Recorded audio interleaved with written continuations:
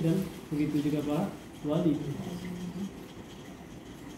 Wala tahsabanna allazina qutilu fi sabilillahi amwatan bal ahya'un inda rabbihim yurzaqun, kata Allah Subhanahu wa taala.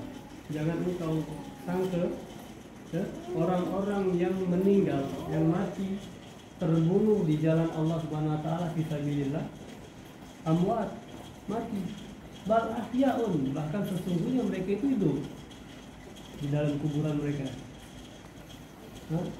Inna rabbihim yurzaqun, dan mereka diberi rezeki di sisi Allah Subhanahu wa taala. Makanya di antara adabnya ketika kita ziarah ke makam-makam orang soleh, itu kita sama aja seperti kita ziarah ke makam para orang-orang soleh ataupun ulama yang masih hidup. Sebab mereka hidup. Bagaimana kita pasang niat untuk kita mengunjungi orang soleh, niat kita untuk biar kita ingat sama akhirat. Kenapa ketika peristiwa Isra Mi'raj Nabi Muhammad, Rasulullah itu dibawa oleh malaikat Jibril turun ke Baitul Laham. Baitul Laham di situ ada setapak aja. Di situlah tahukah ya Rasulullah, ini tempat apa yang kamu ingat? Ini adalah tempat lahirnya Nabi Allah Isa alaihissalam. Kalau kita kata buat apa? Itu setapak aja. Apa bezanya dengan setapak-setapak yang lain? Tentu jelas beza. Dengan kita duduk di situ berdiri, kita ingat kepada orang yang dekat kepada Allah. Kita ziarah ke makam orang-orang soleh untuk apa? Karena sebab kita yakin dia ini dekat sama Allah. Dia ini orang soleh, doanya lebih cepat dikabulkan oleh Allah Subhanahu wa taala, dan kita mengenang daripada kehidupan semasa hidupnya, biografinya begini manakibnya. Kita tahu di situ ada penjaga makam, dia lah bercerita kepada kita kan berkisah. Kemudian juga kan ketika peristiwa Isra Mi'raj Nabi Muhammad itu malaikat Jibril membawa Rasulullah itu ke makamnya Nabi Allah Musa alaihissalam. Kalaulah ziarah kubur itu hukumnya tidak boleh,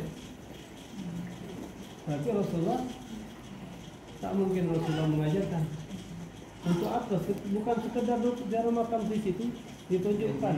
Kata Rasulullah setelah selesai daripada ada riwayat di Sahih Bukhari, itu kalau Rasulullah selesai Isra Mi'raj cerita kepada para sahabatnya, sungguhnya saya di ketika Isra Mi'raj dibawa oleh malaikat Jibril ke makam Nabi Musa alaihissalam. Di situ penuh dengan pasir merah. Tunjukkan di situ. Biar mengenang. Ini namanya makna hakikatnya di situ, berarti Rasulullah itu andai kata kalian ikut, akan saya tunjukkan makamnya Nabi Allah Musa. Bukan nak nunjuk sekedar nunjuk. Ini akan tetapi maknanya isyarat bahwasanya ziarahlah kalian. Ini kan ziarah. Ini salah satu dalil kenapa kita ziarah. Dalam hadis Rasulullah SAW bersabda, "Zurul kubur fa innaha tuzakkirukumul akhirah." Ziarahilah makam-makam. Tidak mesti makam-makam soleh, apalagi ibu kita, orang tua kita yang kedudukan mereka jauh mengalahkan ribuan wali. Dan terkadang kita jauh-jauh maaf pergi ziarah ulama ini, orang soleh ini, kita pergi ke makam ini, tapi orang tua kita di rumah tak kita ziarahi, ataupun kita yang sudah pisah rumah, kita semua anak istri kita, ini lebih diijabahkan. Doa walidah asra'ul ijabah, kata Rasulullah. Doanya seorang orang tua terlebih lagi ibu itu paling cepat diijabahkan oleh Allah SWT. Itulah hikmah daripada kita ziarah. Bertabaruk. Nabi Allah Muhammad dan Rasulullah bertabaruk tempat kelahirannya Nabi Isa alaihissalam. Ngambil barokah, ngambil berkah.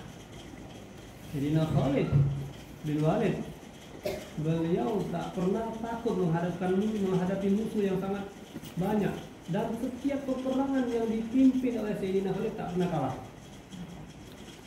Ternyata ketika Sayyidina Khalid itu mencari-cari dia punya tongkok, kalau bahasa Malaysia topi perang, topi perang itu kopiah, cari-cari itu sangat perlu. Bukan ini karena di dalam itu diselipkannya sehelai rambut Rasulullah. Allah besar. Kenapa Allah berfirman? Karena saya tabarukan dengan membawa. Sampai kalau saya meninggal masukkan. Ini bertabaruk. Banyak kan ada beberapa sahabat, Sayyidina Abdullah bin Zubair bin Awam yang minum darah bekamnya Rasulullah. Buanglah ini di tempat yang tak ditengok orang dan tidak ada satu pun yang tahu. Dia buka. Dia tengok cari tak tahu. Itu tempat paling aman ini minumnya. Ya Rasulullah, wahai Abu Zubair, sedang kau buang di mana darah bekas darah bekamku tadi? Sudah, alhamdulillah aman, tak ada orang yang tahu. Di mana kau buang? Di perut. Haram kata Rasulullah. Haram bukan hukum darah yang diminum. Haram biasanya disentuh oleh api neraka karena darah itu sudah bercampur dengan darah. Di sini kita ambil warna. Ada siswa dibawa di sini kabar. Mudah-mudahan awal jumpa kita tak sampai ke Mekah ke kita tak sampai ke Madinah, tapi kita boleh simpan. Itu mudah-mudahan kita berjumpa di dalam mimpi apa lagi terjadi. Amin amin ya Allah. Orang yang mimpi Rasulullah itu pasti sudah hak nyata. Karena jin dan syaitan tidak bisa menyerupai Rasulullah. Kalau kita mimpi para wali ada kemungkinan. Tapi kalau yang sudah kita mimpinya adalah Rasulullah, tak mungkin syaitan. Karena Rasulullah man ra'ani min ma'til manam maka ra'ani fil yaqظah atau siapa yang jumpa saya di mimpi maka sesungguhnya dia akan jumpa saya dalam keadaan terjaga. Pasti dia akan jumpa. Nah, yang ini yang berat. Saya teringat ada satu murid daripada Habib Umar bin Hafiz yang mengajarkan di antara resep daripada kita biar mimpi Rasulullah. Yang pertama kita jaga pandangan kita daripada memandang yang haram. Memandang yang haram ini bukan hanya sekedar memandang kepada aurat yang bukan muslim ataupun kita memandang wanita yang bukan muslim dengan pandangan dan sebagainya. Akan tetapi ketika duduk kita sama teman-teman kita, kerabat-kerabat kita memandang mereka dengan hina. Kita memandang mereka ini jauh lebih rendah dari kita, sudah maksiat betul. Yang kedua, berbanyak salawat sama Nabi Muhammad. Ketika kita salawat itu rindu, teringin jumpa dengan Nabi Muhammad. Yang ketiga, hidupkan sunnah-sunnah Nabi Muhammad dengan penuh mengagungkan Nabi Muhammad.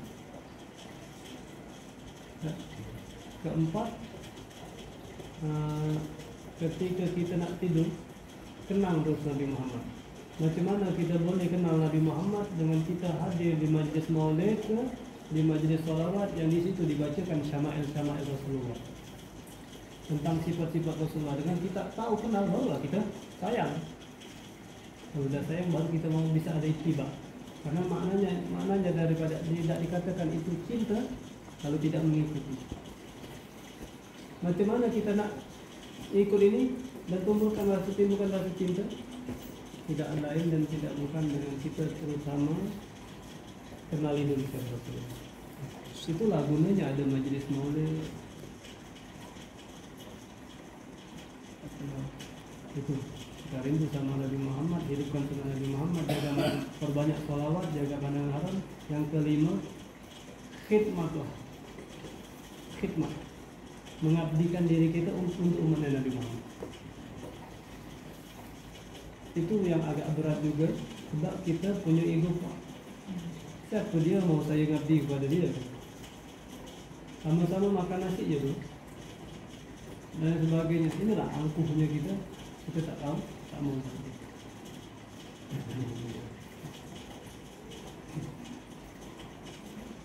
Itulah tadi hasil daripada ketika bulan Maulid kita hadir acara kenduri Maulid, sana sini, sana buat selawat Nabi, sana buat selawat Nabi. Ketika kita hadir Maulid selawat Nabi, sudah cintakah kita sama Nabi? Itu buah hasilnya. Buah hasil daripada Maulid dan kita selawat kepada Nabi Muhammad. Kadang-kadang kita tak terasa air mata kita ni. Padahal kita tak pernah pandang siapa itu Rasulullah, tahu kita. Tapi ketika kita hadir, tengok tumbuh rasa cinta kita kepada Rasulullah. Ketika sudah tumbuh rasa cinta kita kepada Rasulullah, jangan dengan pedenya, percaya dirinya kita mengatakan kita ini cinta sama Nabi Muhammad. Akan tetapi tengok, sudah samakah pengorbanan kita untuk agama ini dengan pengorbanan Nabi Muhammad? Jangan sampai kita ini dengan percaya dirinya saya cinta sama Nabi Muhammad. Tengok, sudah berdarah belum perjuangan ente dalam memperjuangkan agama Islam. Sudah sama ke ibadahnya itu sama ibadahnya Rasulullah. Ya. Tapi tak mungkin kita bisa ataupun dapat menyamakan ibadat kita dengan ibadahnya Rasulullah. Tidaknya di zaman sekarang, kata Habib Zain bin Ibrahim bin Sumit, yang seorang ahli fikih, seorang ulama besar asal Indo, tapi sudah pindah kemarin ke Madinah. Habib Zain bin Ibrahim bin Sumit, beliau menganjurkan di akhir zaman yang penuh dengan fitnah ini, berbanyaklah istighfar dan sholawat sama Nabi Muhammad. Sholawat bentuk apapun itu, macam mana yang lebih utama? Sholawat apa? Sholawat Ibrahimiyah, betul. Dan itu sholawat apa saja itu? Usahakan pakai Sayyidina Muhammad wa ala alihi Sayyidina Muhammad. Karena ada salah satu riwayat dari Rasulullah SAW dalam hadis, la tusallu alayya sholatan batra. Jangan engkau bersolawat kepadaku solawat batra. Ketika ditanya, apa itu solawat batra ya Rasulullah? Solawat yang terputus. Yang macam mana? Itu adalah sholat dia bersolawat kepadaku kata Rasulullah, tapi dia tidak bersolawat kepada keluargaku, ahli keluargaku, ahli Muhammad, tak pakai ahli Muhammad. Tapi walaupun masih ada bagian ulama tetap yang namanya lebih kita kenal yang namanya sholawat Jibril, sallallahu alaihi Muhammad sallallahu alaihi wasallam. Saya punya teman ustaz, dia juga pandai ngobatin orang. Nah, itu saya lagi di tempat dia lewat video call, dia orang Malaysia berobat, anaknya rumahnya diganggu, dia punya kedai, orang kirim, orang hantar dari dia usir, dia tarik yang namanya jin. Tapi setiap orang yang nak belajar jadi anak murid dia wajibkan anak murid tersebut sekali duduk baca sholawat Jibril 40.000 kali. Dan dia sudah banyak kali dah, sekali duduk bukan 40.000 kali lah, ratusan ribu kali dah. Alhamdulillah tuh, beliau sudah mimpi Rasulullah banyak kali. Balik-balik lagi kita. Mudah-mudahan ziarahnya untuk Indonesia ini ziarah kepada makam aulia orang soleh itu mendapatkan keberkahan dari mereka.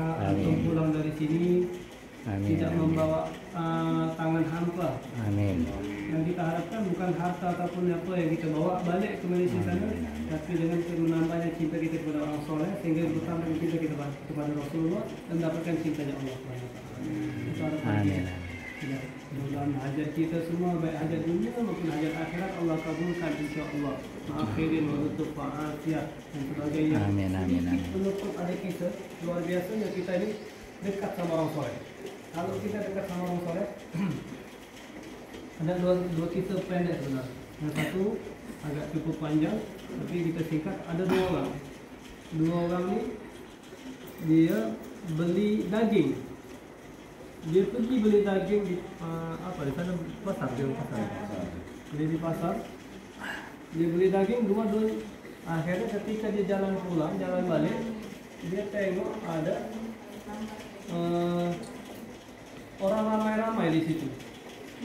Akhirnya dia dua orang, dia mendekat ke situ, tengok kenapa? Oh ternyata lagi ada jenazah yang meninggali orang soleh. Akhirnya mereka ikut sholat.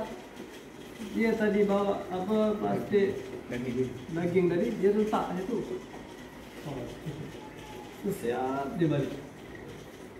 Ternyata ketika dia bawa balik, dia masak tu daging, tak masak-masak. Dilusakkan api, tak masak-masak. Lama dia tunggu. Sampai akhirnya tak matang-matang tu daging, yang keluar darah je. Heran. Akhirnya dia nanya kepada orang soleh, orang alim yang ada di situ. Dia cerita apa hal yang dia alami. Apa jawab orang soleh tersebut? Engkau tadi ikut sholat, menyolatin orang soleh, dan engkau membawa daging tersebut di situ, sebab itulah turun rahmat Allah Subhanahu Wa Taala. Kalau sudah turun rahmat Allah, maka daging tersebut, orang tersebut tidak akan disentuh oleh keringat, tidak dapat disentuh dengan api. Sehingga daging tersebut pun daging tak dapat disentuh dengan api dunia. Lagilah orang yang sholat. Insya Allah dengan kita tabarukan ziarah ke makam orang soleh ataupun ziarah orang soleh yang hidup, insya Allah mudah-mudahan kita pun dijaga dari Allah Subhanahu Wa Taala dari akhirat. Bahkan ada satu, kita tahu orang Bangla lah, mungkin orang India. Ya, maafkan kalau mereka agama Hindu ini kan, kalau meninggal bukan dikubur, dibakar. Jadi ada satu cerita yang sangat menarik. Ini ada satu orang India nih, ketika dia meninggal, ketika dia mati itu kan mau dibakar. Ternyata ketika dibakar sisa satu telapak tangan dia saja, sebelah kanan, tidak terbakar. Atau dia sudah terbakar semua yang lainnya, sisa telapak tangannya saja. Dicari-cari tahu, kok bisa ini orang aneh, pelik nih. Wah, pelik sangat ini, kok tak pernah terjadi macam ini. Dan ternyata ini orang, walaupun bukan agama Islam, dia dulu pernah berjabat tangan dengan orang soleh.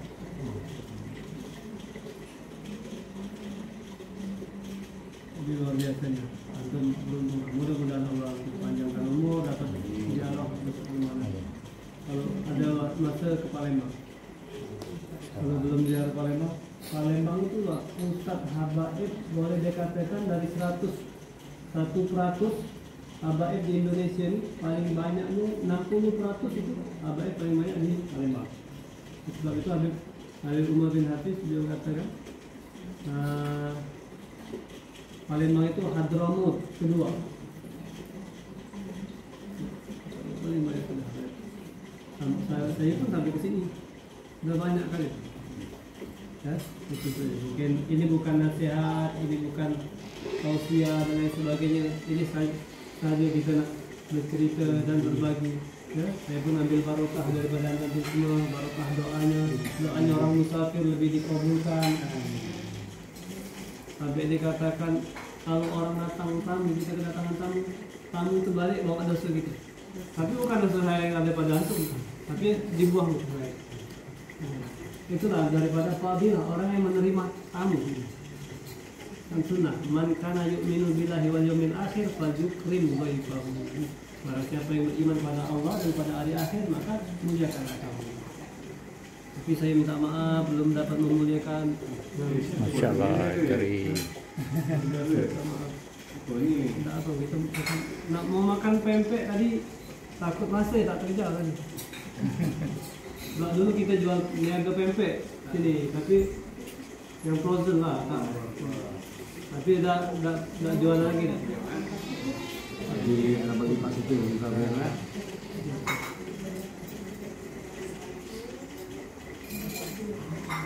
Kakak.